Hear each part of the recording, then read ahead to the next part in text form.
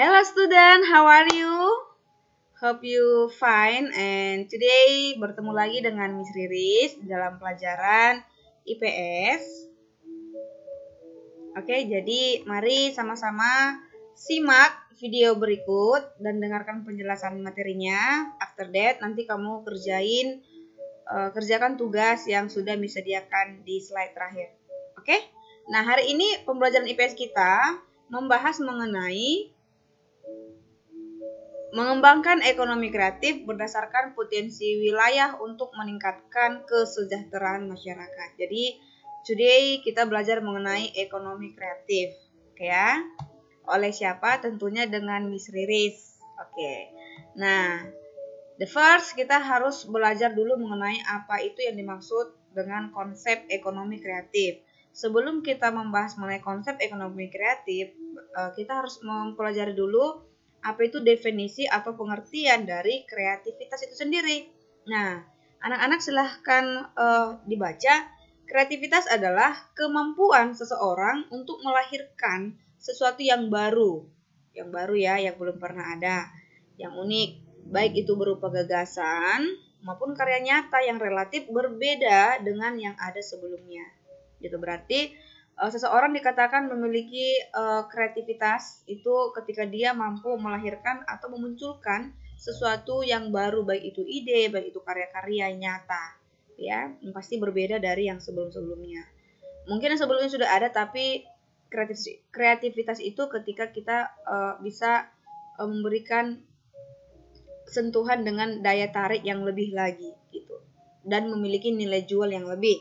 Oke ya. Nah, sedangkan ekonomi kreatif yang sekarang sedang dikembangkan di bangsa kita sendiri di Indonesia merupakan pengembangan konsep yang berlandaskan sumber aset kreatif yang diharapkan mampu meningkatkan pertumbuhan potensi ekonomi. Nah, jadi bagi orang-orang yang kreatif itu pasti tidak jauh dari yang namanya ekonomi. Nah, jadi bagi anak-anak nih yang memiliki jiwa kreativitas, silakan lakukan buat sebuah karya dan sampai itu memiliki nilai jual. Nah, kalau dikatakan memiliki nilai jual berarti itu bisa memperbaiki ekonomi. Oke ya? Jadi berpotensi di ekonomi. Oke. Nah,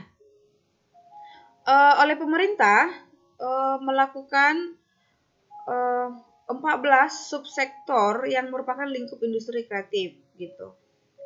Pemerintah membedakan atau mengelompokkan ada 14 subsektor yang termasuk ke dalam lingkup industri kreatif. Apa sajakah itu, Miss? Nah, yang pertama itu adalah ini yang pertama, kenapa dia tidak masuk? Yang pertama itu adalah periklanan ya. Yang pertama itu periklanan, kalian boleh cek di buku. Yang pertama itu periklanan. Kalian pasti sudah tahu apa itu iklan ya. Nah, oke, yang kedua itu adalah arsitektur. Yang ketiga, pasar seni dan barang antik. Yang keempat, kerajinan. Yang kelima, desain. Yang keenam, fashion atau mode. Yang ketujuh itu film atau film video. Yang kedelapan itu fotografi. Yang kesembilan, permainan interaktif atau sering kita kenal dengan game.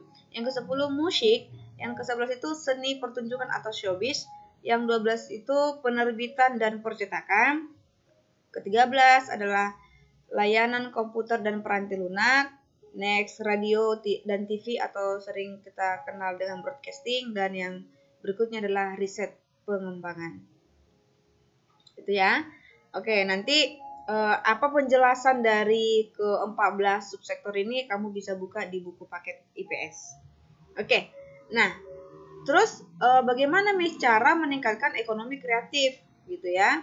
Ada yang pertama itu caranya adalah menyiapkan insentif untuk memacu pertumbuhan industri kreatif berbasis budaya. Siapa yang menyiapkannya? Tentunya adalah pemerintah. Supaya terpacu insentif ya, bantuan. Oke. Yang kedua, membuat